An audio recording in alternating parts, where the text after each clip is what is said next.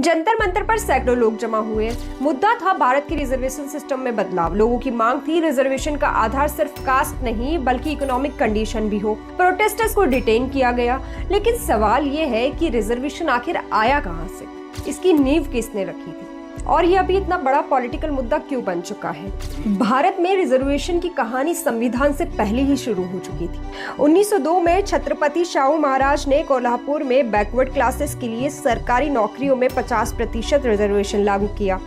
फिर आजादी के बाद संविधान ने एससी और एसटी के लिए रिप्रेजेंटेशन और सामाजिक शैक्षणिक अपलिफ्टमेंट के विशेष प्रावधान दिए। लेकिन असली पॉलिटिकल टर्निंग पॉइंट आया 1990 में। मंडल कमीशन की रिकमेंडेशन लागू करते हुए केंद्र सरकार ने ओबीसी के लिए 27% रिजर्वेशन लागू किया और इसके बाद इंडियन पॉलिटिक्स ही बदल गई। ओबीसी वोट एक बड़ा पॉलिटिकल फोर्स बन गया, इतना कि उस समय की पॉलिटिकल कमेंट्री में मंडल डिसीजन को बैकवर्ड कास्ट को एक वोट बैंक की तरह देखा गया। और आज रिजर्वेशन सिर्फ सोशल जस्टिस की पॉलिसी नहीं, ये चुनावी राजनीति का बड़ा हथियार भी बन चुका है।